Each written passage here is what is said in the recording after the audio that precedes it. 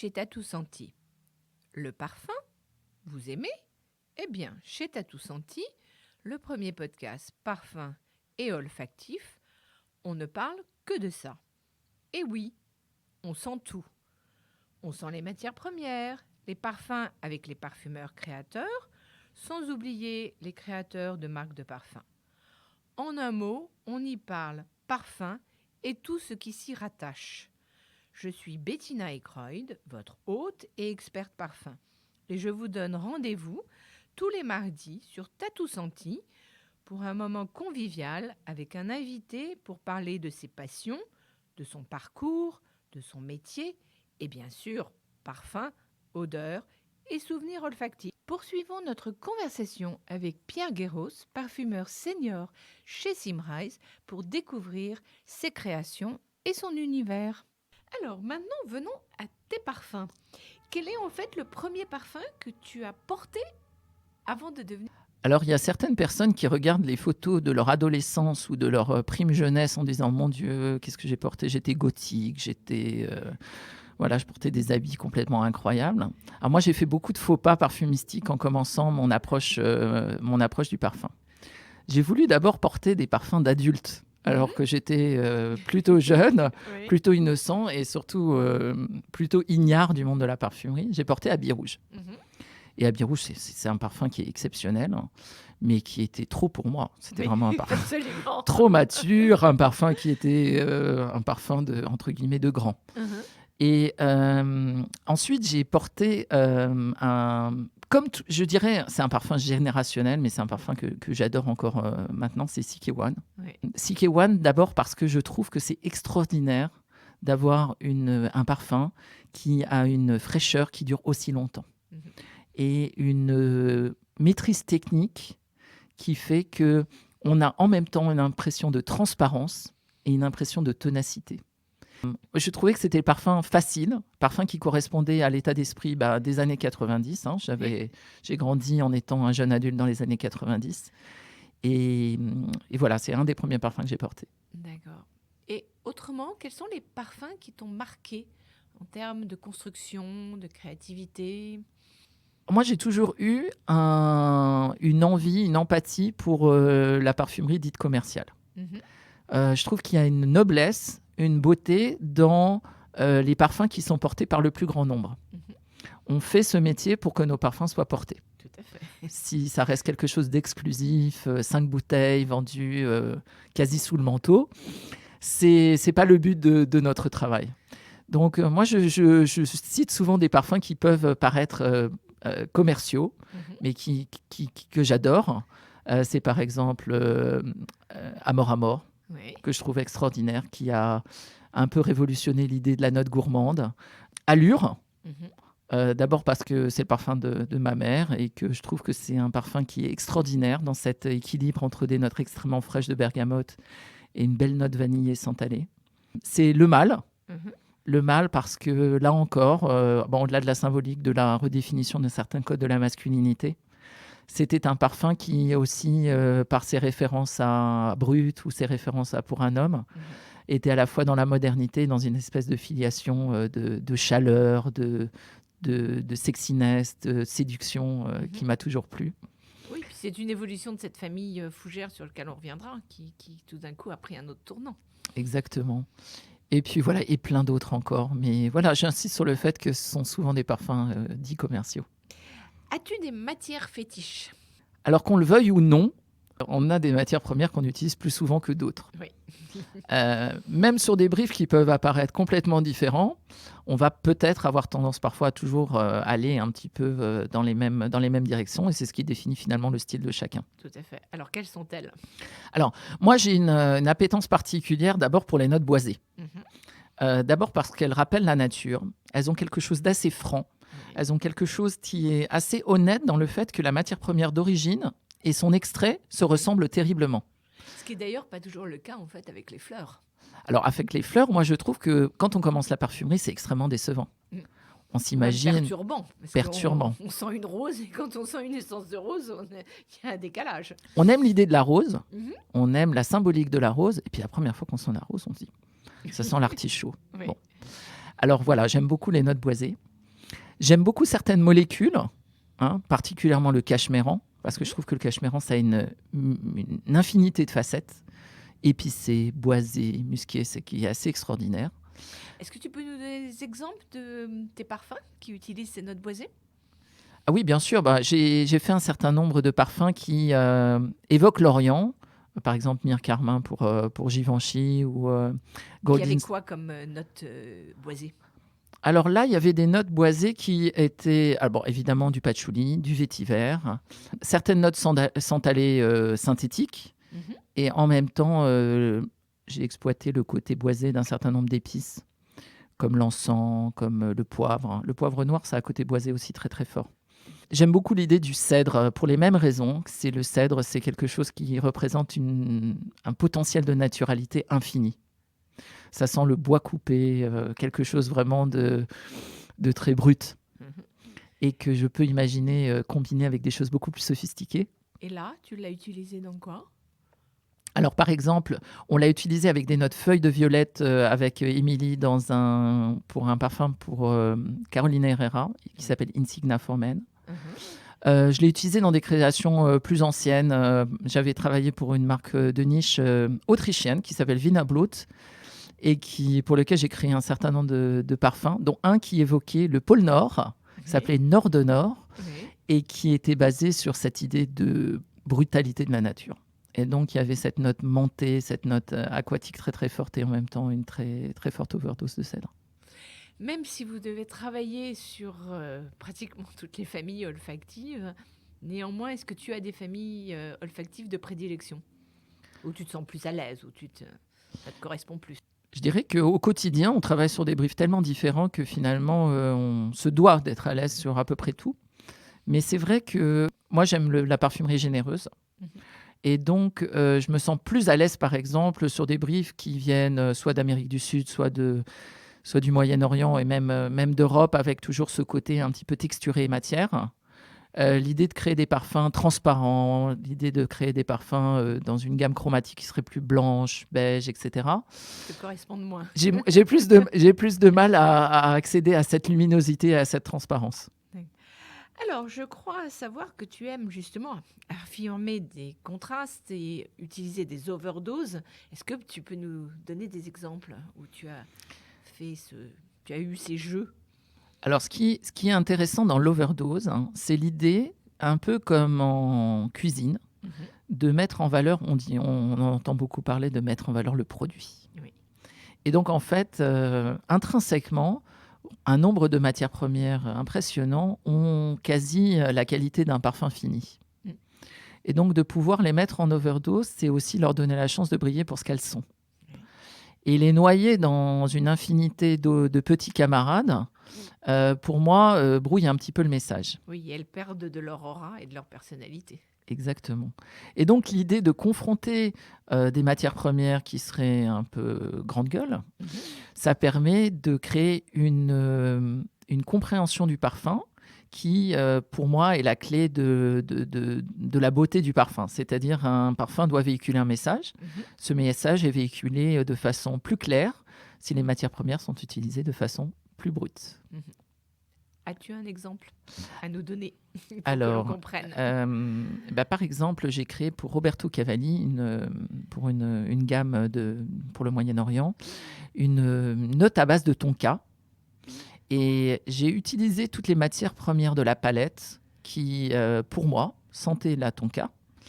Et j'en ai fait l'ingrédient principal en utilisant une overdose d'une de nos molécules qui s'appelle la tonka lactone, qui a un caractère à la fois coco et à la fois tonka très fort, qui est polarisant, mais que j'ai associé qui a presque un côté un petit peu chimique, et qu'en associant avec des notes fumées, avec des notes boisées très fortes, qui a une espèce de naturalité qui rend, je pense, le parfum très, très équilibré.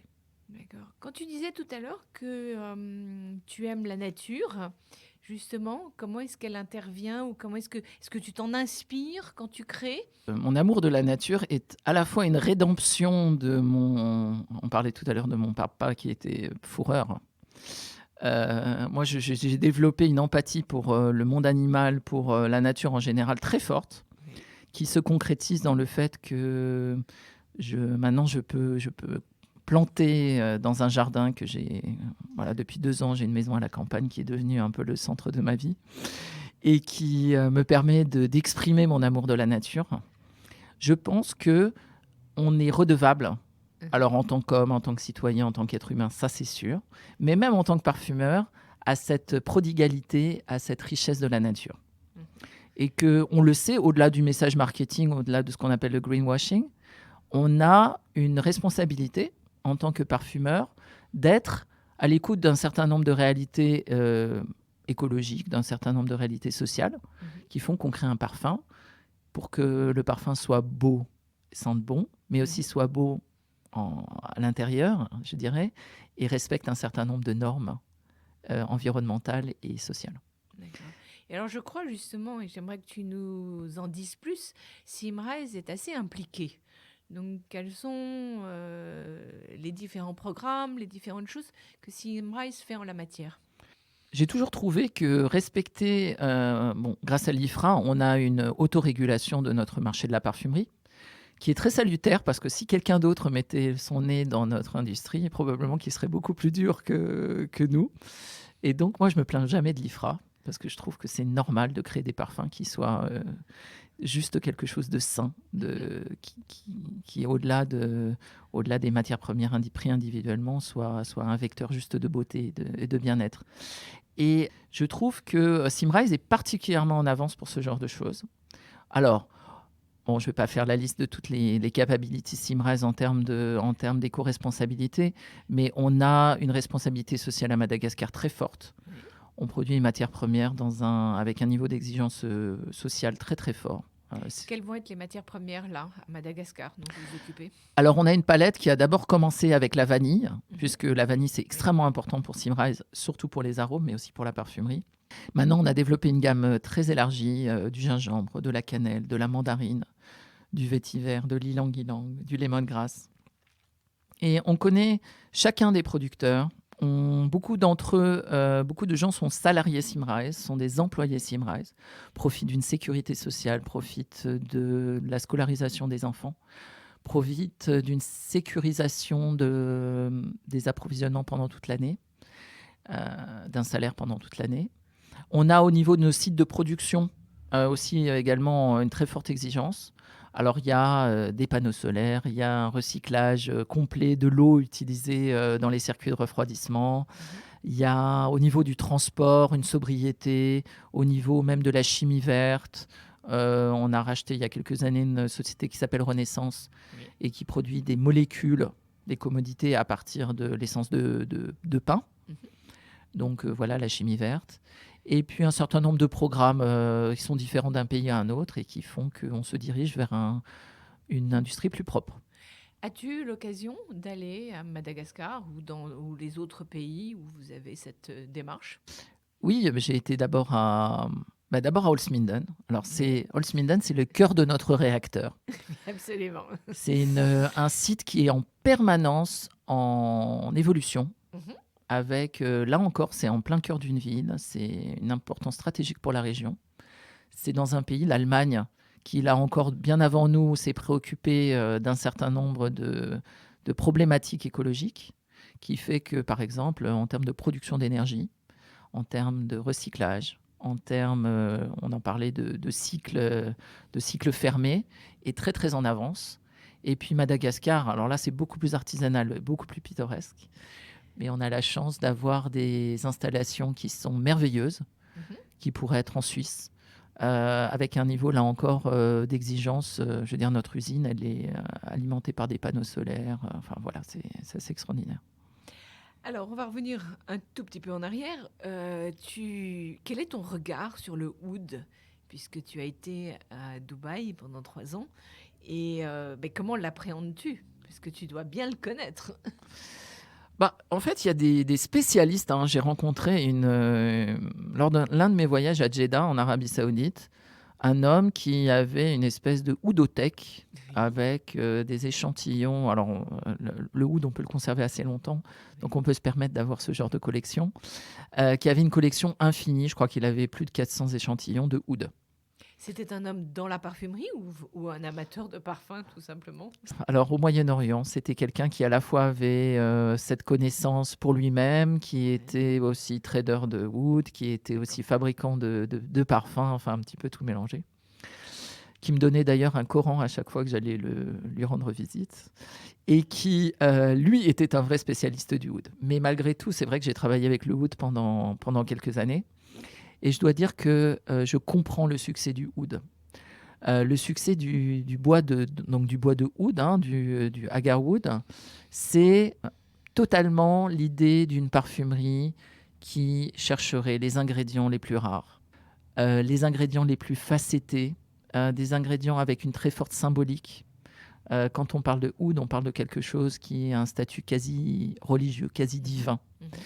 Le oud, c'est une matière première qui, lorsqu'on la fait sentir, évoque des dizaines de mots, des dizaines d'adjectifs, alors qu'une matière première habituelle comme la lavande, on trouve à peu près une dizaine de qualificatifs. Donc dans le oud, il y a une richesse intrinsèque de facettes incroyables. Et puis la parfumerie occidentale se l'est appropriée. D'abord par opportunisme, en voulant créer des parfums qui allaient marcher au Moyen-Orient. Et puis ensuite, se l'est totalement approprié en faisant une matière première de leur palette. Et on peut trouver des parfums qui sentent le oud hors de la zone naturelle, je dirais culturelle. Et par exemple, j'ai créé pour le Brésil un parfum à base de oud qui a énormément de succès pour Natura. Oui. Et qui le parfum s'appelle comment? Natura Essential Oud. Féminin avec Aliénor Massenet et masculin, et qui a été, à la surprise de tout le monde, un énorme succès, parce que là encore, le oud, c'est comme la vanille, c'est comme la lavande, ça a quelque chose d'universel. Alors après, on a un peu trop exploité le filon du oud. Chaque marque a son oud, on a imaginé tous les mélanges possibles avec le oud, donc on assiste un peu à la fin du oud comme ingrédient revendiqué. Ouais. Mais toi, qu'est-ce que tu y aimes dans cette matière? En fait, elle correspond à ma parfumerie parce qu'elle est à la fois puissante, elle est symboliquement forte, elle prend, si on n'y fait pas attention, une très grande place dans le parfum. Alors, à part le prix, qui ne nous permet pas d'en faire une vraie overdose, mais on peut imaginer olfactivement une overdose de oud dans son parfum, tant sa présence est forte quand on l'intègre à une formule. Et puis, moi, ça m'a permis de faire un lien, personnellement, entre mes différentes vies, parce que j'ai pu, grâce à ça, avoir accès à un certain imaginaire oriental qui a parlé à quelques personnes à Paris qui m'ont fait confiance pour créer des parfums qui soient un lien entre l'Orient et l'Occident.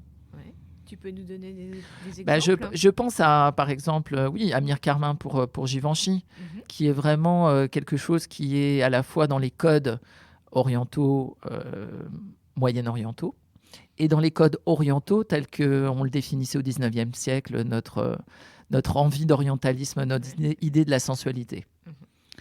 Voilà. Alors, lors de ton séjour à Dubaï, tu as été invité dans une famille émirati. Qu'est-ce que tu retiens de cette expérience? Parce que ça a dû être assez extraordinaire. Alors, j'ai une admiration extrêmement forte pour les Émiratis. De tous les peuples du Moyen-Orient, ce sont ceux qui ont fait, avec cette chance extraordinaire, cette richesse extraordinaire qu'est le pétrole, ils ont créé la société la plus ambitieuse, la plus aboutie, une société que je décris souvent comme post-moderne, tournée complètement vers l'avenir, alors sans oublier ses racines, mais malgré tout tournée vers l'avenir. On peut vous imaginer que les Émiratis ont un programme spatial, que les Émiratis ont une e-administration depuis longtemps. Et en fait, les Émiratis individuellement sont assez à l'image du pays, et donc sont extrêmement tournés vers le futur, extrêmement curieux, extrêmement avides d'accorder leur vie moderne avec leur tradition arabe ancestrale. Et en extérieur, à part le vêtement, qui définit un certain code normatif et qui montre une appartenance un peu comme notre aristocratie dans l'Ancien Régime qui avait le droit de porter certaines épées, épées ou chapeaux. Eh bien, les Émiratis, comme ils sont très très peu perdus dans leur propre pays, grâce à leur dish d'achat et leur abaya, se différencient des autres. Et maintiennent une certaine distance avec les expatriés. Donc, pouvoir accéder à leur intimité, c'était quelque chose d'extraordinaire. Oui, et un grand honneur. Un grand honneur. Alors, à la fois, ça s'est fait par l'intermédiaire d'un cercle amical. Donc, c'était extrêmement bienveillant, avec une simplicité. Alors, j'ose pas utiliser le mot simplicité, parce que c'est vrai qu'un intérieur émirati n'est jamais très simple. Oui. On est plus proche du style Versace que Jill Sander. Oui. Mais avec une hospitalité incroyable. Moi, ce que j'adore, c'est que on a des intérieurs qui, en Europe, sont pratiques.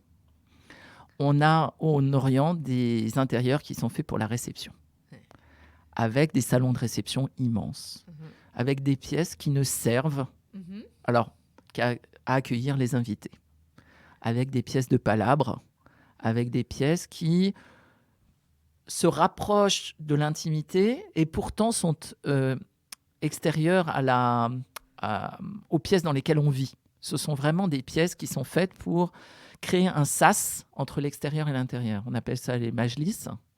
Et dans ces majlis, d'ailleurs, on brûle du oud pour accueillir les invités. Et donc, j'étais accueillie dans le majlis de cette famille émirati qui, dans le cadre d'un projet particulier, nous a expliqué la façon dont ils utilisaient le parfum. D'accord. Et justement, puisque tu parles de cette modernité, est-ce que l'utilisation, leur regard sur le parfum a aussi évolué ? Énormément. La société des pays du Golfe, alors on peut parler de tous les pays du Golfe parce que c'est une évolution un peu parallèle, et en fait malheureusement légèrement acculturée, c'est-à-dire qu'on est passé en 2 ou 3 générations d'un mode de vie extrêmement traditionnel à un mode de vie complètement international. Et qu'il y a des mots qui, dans le dialecte émirati, le khalidji, qui n'existent pas. Et donc, un problème de communication générationnelle entre les grands-parents et les petits-enfants, qui font que les petits-enfants vivent dans un monde global. Et dans ce monde global, ils sont aussi attirés par des parfums qui sont globaux. Et il y a une appétence de plus en plus forte des Émiratis pour les parfums dits occidentaux, avec lesquels ils sont en contact lorsqu'ils voyagent aussi à Dubaï. Et ils réservent de plus en plus des odeurs vraiment extrêmement orientales à des événements familiaux, des mariages. Ils font quelque chose qui est assez extraordinaire, c'est de mélanger, ça on le sait, c'est courant, des parfums orientaux avec des parfums occidentaux. Et donc, mais la tendance, c'est quand même d'aller vers plus de légèreté, plus de fraîcheur et globalement des parfums plus occidentaux. D'accord. Alors, de tous ces voyages, puisqu'on a beaucoup voyagé avec toi, est-ce que ça a eu un impact sur ta façon de formuler ? Tous les événements de la vie font qu'on a des changements qui sont physiologiques. J'ai 45 ans, j'ai 20 ans. Des changements de lieu, des changements d'époque, aussi des points de priorité qui changent. Donc évidemment, ma façon de formuler elle a changé, a été influencée énormément par ces différentes expériences. Je me sens plutôt à l'aise sur un nombre de projets qui viennent du monde entier, qui viennent d'Inde, qui viennent du Nigeria, qui viennent de Colombie. J'ai une certaine ouverture à des pays qui sont peut-être moins sur la carte de la parfumerie. Et puis, une façon de formuler aussi qui est devenue peut-être plus efficace en cherchant des points communs, des ponts entre mes différentes expériences. On le sait, on crée de moins en moins une parfumerie locale et on crée de plus en plus une parfumerie universelle. Et donc, évidemment, ces différentes expériences très différentes m'aident à appréhender ce côté universel du parfum. J'ai lu que l'intuition pour un parfumeur était quelque chose d'important pour toi. Peux-tu nous en dire plus ? Qu'est-ce que tu entends par là ? Là, pour revenir un petit peu au parallèle avec l'artisanat, c'est que la technique est au service du geste. La technique n'est pas une fin en soi. Donc, au cours des années, on améliore sa technique. Et ça se traduit comment ? Ça se traduit par une intuition. C'est-à-dire que lorsqu'on appréhende un nouveau brief, un nouveau problème, on a une certaine idée de la solution qu'on va apporter au problème. Cette intuition, c'est quelque chose qui est à la fois un petit peu spirituel, c'est-à-dire que c'est quelque chose qu'on a du mal à définir. Oui. Et en même temps, cette intuition, elle est évidemment sous-tendue par la technique, par les millions et les millions d'essais qu'on a fait sur des centaines de briefs et qui font qu'on développe, je dirais, une petite sûreté du geste, ou un geste plus sûr. D'accord. Et comment en fait se traduit-elle après, puisque aujourd'hui vous êtes de moins en moins ou rarement du début à la fin le seul parfumeur sur un brief. Et donc quand il y a comme ça plusieurs parfumeurs, on arrive à l'écouter, à ce qu'elle prenne place, cette intuition. Ou ça peut être un peu plus compliqué, surtout quand on prend un projet en cours de route. Alors, moi, j'y vois aucune difficulté particulière. D'abord parce qu'on a... je parle là de chez Simray. Je sais que c'est peut-être pas le cas partout, mais on a une empathie une bienveillance les uns envers les autres. On est capable de communiquer, on est capable de verbaliser, on est capable d'être au service du projet. Ce qui sous-tend qu'il y a forcément quelqu'un qui a été à l'origine de la formule. Cette personne, il faut la respecter, il faut l'écouter, il faut comprendre pourquoi elle a créé et comment. Et ensuite, on peut se permettre de s'immiscer dans la formule en se l'appropriant et en apportant des choses qui sont nouvelles. Mais si on respecte l'intégrité de la formule originelle et de ce pourquoi elle a plu, normalement, c'est un chemin sans heurts. D'accord. Et alors, en fait, ce que tu nous décris de cette ambiance, cette bienveillance qui règne dans cette équipe, comment l'expliquer ? Parce que c'est certes pas le cas chez tout le monde.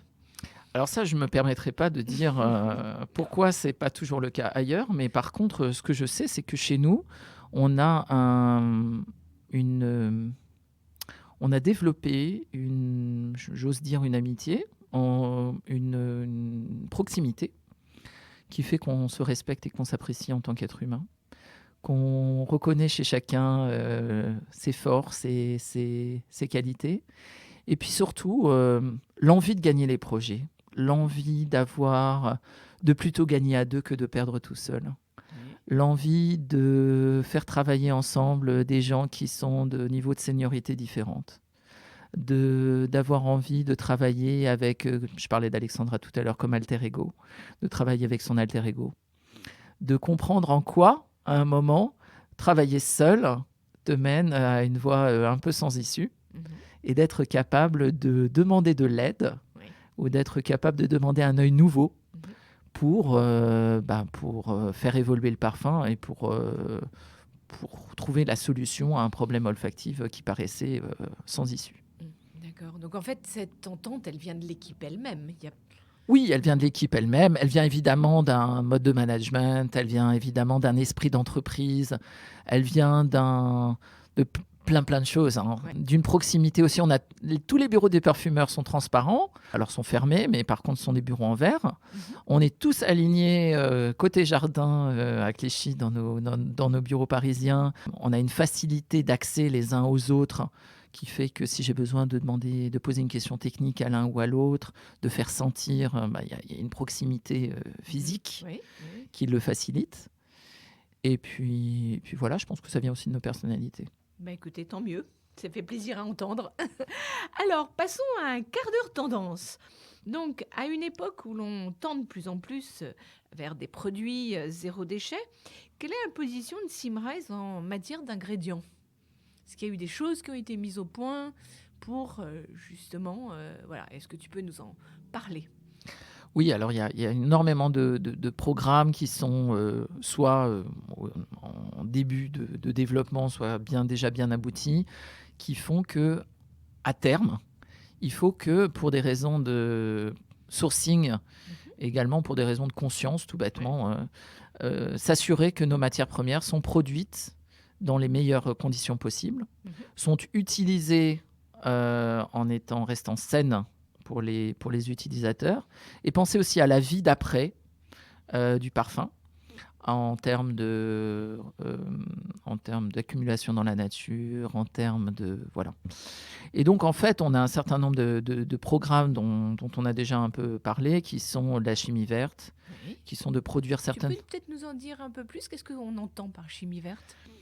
Eh bien, c'est assez simple. En fait, pour produire la même molécule, par exemple le dihydromyrcénol, ou pour produire d'autres commodités, on peut partir de matières carbonées, du pétrole, ou on peut partir de sources naturelles, qui, par essence, sont renouvelables.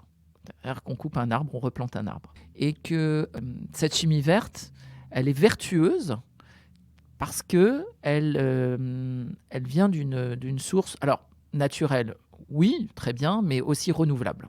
Ça, c'est vraiment la clé, c'est une source renouvelable. On a également un programme de High Impact Molecule, qui est qu'en fait, on a une philosophie de captifs, qui est de produire des captifs de très haute qualité, très haute puissance, pour en utiliser peu. Transport réduit, voilà. On a également des programmes on en a parlé, socialement responsables pour la production de nos matières premières naturelles. Encore plein d'autres choses, voilà. D'accord, mais déjà on en sait un peu plus. Alors, les parfums fougères ont pris un tournant dans les années 90, on l'a dit tout à l'heure, avec un mâle permettant de mieux comprendre les codes masculins. Où en sommes-nous aujourd'hui, 30 ans plus tard, dans cette famille? Je dois dire qu'il n'est pas facile d'être un homme en 2020.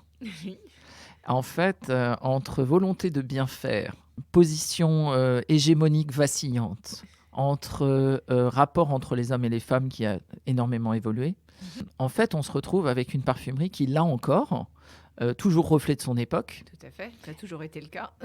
Hésite entre plusieurs voies. Alors, il y a un retour à une masculinité affirmée, décomplexée, mais malgré tout bienveillante. C'est avec le retour des fougères dans leur expression la plus classique, en utilisation de notes aromatiques, de géranium, de mousse de chêne, le schéma qu'on apprend à l'école de la fougère. Tu as un exemple parmi tes créations à nous donner? Oui, j'ai créé un parfum qui va sortir dans très peu de temps.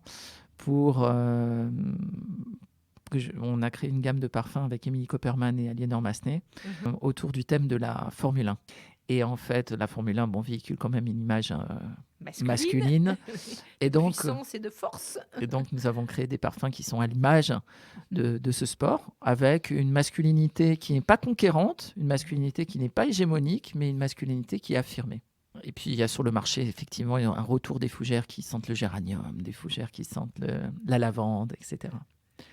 En même temps, puisque chacun trouve une place dans un cluster un peu particulier. Même pour la parfumerie commerciale la plus courante, les parfums qu'on offre à la Saint-Valentin ou à Noël, on a de plus en plus de notes sucrées. Oui. Alors, on a une overdose de fruits, mais ça, c'est une évolution qui vient de la parfumerie américaine, mais aussi nombre de la facette vanillée et gourmande des parfums qui augmente. Dans un 1 million, il y a beaucoup de notes vanillées. Et là, ce n'est pas une féminisation de l'homme, c'est plutôt une appropriation, là encore un peu décomplexée, de certains territoires que l'on ne s'autorisait pas, à cause de codes sociaux, à cause d'archétypes, qui sont de plus en plus explorés. Les beaux parfums sont ceux qui racontent de belles histoires. Donc, pour toi, quelles sont les histoires aujourd'hui que tu as envie de raconter en parfumerie ? Il y a beaucoup de formes artistiques qui me plaisent beaucoup, la photographie, le cinéma. Au-delà des circonstances, il y a des histoires qui sont racontées film après film, photo après photo, et c'est un peu toujours les mêmes histoires. C'est des histoires d'un enfant qui grandit, c'est une histoire d'amour, c'est des histoires de séduction, d'amour perdu, d'amour retrouvé.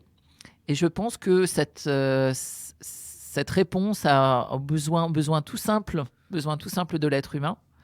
On les raconte dans le contexte de notre époque, mais le parfum continuera à raconter des histoires de séduction, des histoires d'amour, des histoires aussi introspectives, de se sentir bien, une connexion entre l'âme et entre le corps. Oui. Et j'ai raconté toutes ces histoires dans des cadres géographiques différents. et on le raconte aussi dans des cadres temporels différents. Donc, je continue à croire qu'il faut continuer à raconter des histoires universelles. C'est ce que j'essaye de faire quand j'appréhende un nouveau brief. Et alors, quand je t'écoute, est-ce que tu as aussi envie de raconter des histoires qui seraient plus du domaine du parfum sur le bien-être, où on se retrouve soi? Oui et non, c'est-à-dire que le parfum, c'est pas de l'aromathérapie. C'est-à-dire on crée on ouvre les chakras, on crée on le connaît, on le sait, hein, le parfum est quelque chose de spirituel, c'est quelque chose d'entendu. Mais on n'est pas là pour soigner, on n'est pas là pour créer un médicament, on n'est pas là pour revendiquer quelques pouvoirs médicaux aux huiles essentielles qu'on utilise dans notre parfum. C'est plutôt dans la forme esthétique du parfum qu'on va créer toujours en racontant cette histoire, une ambiance de bien-être, une ambiance là encore, de sérénité, par exemple. Je crois beaucoup aux parfums qui créent une enveloppe de confort, de sérénité autour de soi.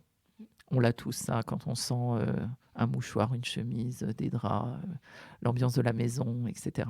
Beaucoup d'odeurs positives qui sont associées au monde de la maison, de la famille. Donc voilà, c'est le rôle que doit créer le parfum pour créer du bien-être. Surtout quand on vit dans une ville comme Paris, où il y a beaucoup d'odeurs qui sont un petit peu désagréables ou nauséabondes et qui demandent parfois un paravent olfactif bien utile. Maintenant, dirigeons-nous vers un questionnaire un petit peu plus perso.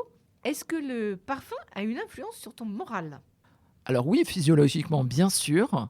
Moi, je trouve que, étant un Parisien déconnecté un petit peu de la nature, toutes les odeurs qui me rappellent la nature, les aiguilles de pin, la lavande, le thym et le romarin dans mon jardin, etc., me créent un sentiment de bien-être et de connexion avec la nature qui, évidemment, m'élève. As-tu un truc anti-stress ? Alors, je suis beaucoup dans la contemplation. C'est-à-dire qu'on a une injonction permanente à faire des expériences, à avoir un agenda chargé, etc. Je m'accorde du temps pour ne rien faire, ou je m'accorde du temps pour être contemplatif, me mettre à la terrasse d'un café, lire mon journal, d'avoir des moments de respiration. Et ça, c'est vraiment mon idée anti-stress. D'accord. Et ta façon de te ressourcer. Voilà.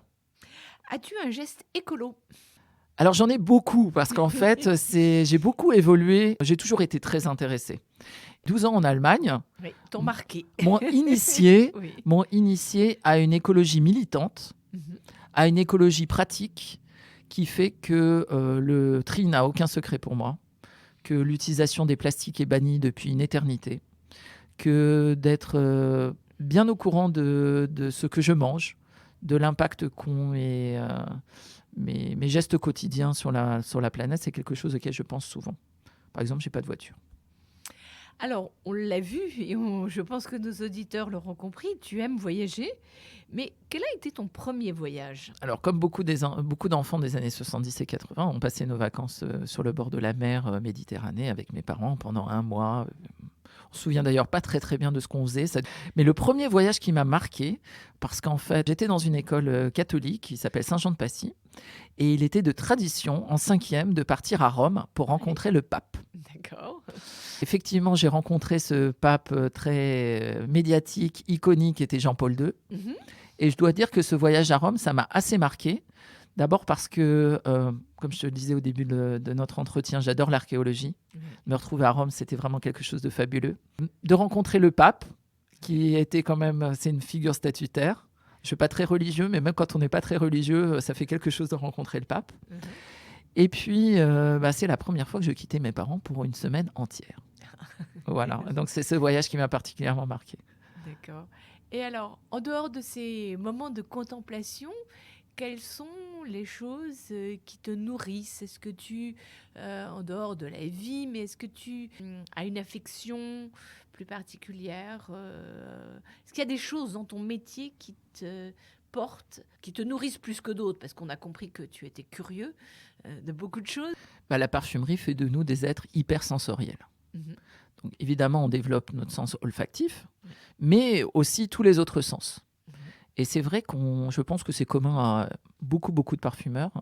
On a une envie de gastronomie, on a envie de pâtisserie, on a envie d'un certain nombre de choses qui sont des stimuli sensorielles, Oui. qui ne sont pas forcément liées à la parfumerie, Non. ni liées au goût d'ailleurs, et qui font qu'on a besoin d'être en permanence nourri par, je dirais, de la beauté. Mhm. Et en fait, c'est vrai que d'aller voir des expositions, d'aller voir des concerts, de s'aventurer sur des territoires qui ne sont pas forcément les nôtres, comme par exemple d'aller à un concert hip-hop ou un concert de rap, ce qui n'est pas ma nature profonde, en fait, me permet de façon décomplexée d'essayer de devenir quelqu'un de meilleur en essayant d'appréhender des choses qui ensuite vont me servir dans mon travail de parfumeur, forcément. Et donc voilà, moi ce serait plutôt le cinéma, la musique, la gastronomie, les voyages, mais aussi des choses qui sont un petit peu plus intérieures, la lecture. Donc tu dirais après le sens olfactif, c'est plus le sens gustatif et auditif qui sont plus prégnants par rapport aux autres? Alors gustatif, je dirais gustatif parce que c'est vraiment lié quand même à l'olfaction. Complètement. Et puis surtout, c'est là où on peut découvrir la diversité culturelle humaine. On a un besoin physiologique de manger. Mhm. Ce besoin Oui. physiologique de manger, il a été traduit dans le monde de 1000 façons différentes. Mhm. Et l'utilisation d'un même ingrédient a été magnifiée Mhm. dans un pays ou dans un autre de façon extrêmement différente. Et ça, je dois dire que ça me fascine. Tu aimes faire de la cuisine ou de la pâtisserie d'ailleurs? Tout ce que je consomme à la maison a été fait de nos mains, quasi. D'accord. Ok. Je n'achète jamais aucun produit déjà fait. Une curiosité particulière pour ce qui est la cuisine, je dirais, classique et la cuisine roborative. J'aime l'idée d'une cuisine généreuse, j'aime l'idée de la cuisine au beurre. Alors justement, pour conclure, terminons sur une émotion gustative. Donc place à la note gourmande. Et donc je t'avais demandé de venir avec une recette ou un cocktail et que tu nous l'expliques et que tu nous dises pourquoi tu l'aimes. En fait, plutôt qu'une seule recette, je suis venue avec 2 livres de recettes, Ouais. un très petit, un très gros. Oui. Le très gros, c'est en fait la cuisine complète de Robuchon. Mhm. Parce que, en fait, quand on commence à cuisiner, on s'aperçoit que 90% des recettes sont mal écrites. Oui. Et que Robuchon, un formidable technicien, est capable de nous mener sur des territoires de grands chefs, alors qu'on est même un novice en parfumerie. Un novice en gastronomie. lapsus révélateur, en Absolument. gastronomie. Et moi, j'adore cette cuisine française classique, Oui. je disais roborative, quelque chose de généreux. Ces plats bourgeois du Est-ce que tu as- 19e Est-ce siècle. que tu as un plat que tu aimes plus particulièrement qu'un autre? Alors, oui. Moi, j'adore tout ce qui est autour du cochon. Ouais. Alors, j'adore le cochon. J'adore la charcuterie, j'adore le cochon. Mais j'adore aussi, en fait, la queue de bœuf. J'aime la brandade, j'aime le navarin, j'aime le bœuf bourguignon. Des plats qui ont mijoté en fait. Les plats qui ont mijoté. Alors, j'adore la cuisine thaï, j'adore la cuisine marocaine, etc. Mais je sais que quand j'ai envie de me sentir bien, Tu reviens à ça. je reviens à ça, quelque chose qui va me prendre 3 heures, Mhm. qui va être mangé en 10 minutes. Et alors le deuxième livre? Alors, le deuxième livre, c'est un peu plus symbolique. Mon mari est alsacien. Oui. Il vient donc d'une région culturellement avec une culture extrêmement forte. Mhm. Moi, je suis parisien. Quand on est parisien, on absorbe Oui. beaucoup. Mhm. On est fait d'une culture qui est un mishmash de culture arabe, de culture française, de culture internationale, etc. Donc j'adore vraiment l'Alsace et j'adore retourner en Alsace parce qu'en Alsace, évidemment, il y a un vocabulaire, il y a une physionomie du village et il y a une gastronomie très particulière. Et alors justement, quels sont les plats que tu aimes dans cette gastronomie? Alors moi, j'adore les pâtes alsaciennes, les spätzle, Mhm. et j'aime aussi ce côté alsacien très franc du collier, de proposer des plats qui sont finalement très très simples et qui sont merveilleusement bons, des tartes aux pommes délicieuses, etc. Mais surtout, j'ai apporté un livre de recettes qui s'appelle « Recettes de nos grands-mères d'Alsace » parce qu'en fait, je me suis mariée dans un petit village alsacien. Oui. Effectivement, des mariages de garçons dans un petit village alsacien, il n'y en a pas tous les jours. D'accord. Et que la tradition, c'était d'offrir, Oui. en général à madame, Oui. un condensé des meilleures recettes alsaciennes. D'accord. D'accord. et que monsieur le maire, dans une hésitation qui a duré 30 secondes, Oui. n'a pas su à qui donner le livre de Mhm. recettes alsaciennes. Malgré tout, il voulait faire ce geste, qui est le geste de transmission, et qui est Oui. un beau geste. Tout à Et fait. finalement, c'est moi qui l'ai récupéré. Et depuis, j'ai essayé un certain nombre de recettes de ce petit livre. D'accord. Eh bien, écoute, Pierre, merci beaucoup pour ce fabuleux et riche voyage. Merci beaucoup, Bettina. Si vous avez aimé, abonnez-vous à Tatou Senti sur iTunes ou SoundCloud et laissez-nous un commentaire ou une note, surtout un 5 étoiles. Tatou Senti adore et cela lui fait du bien. En attendant le prochain épisode, mardi prochain, sentez-vous bien.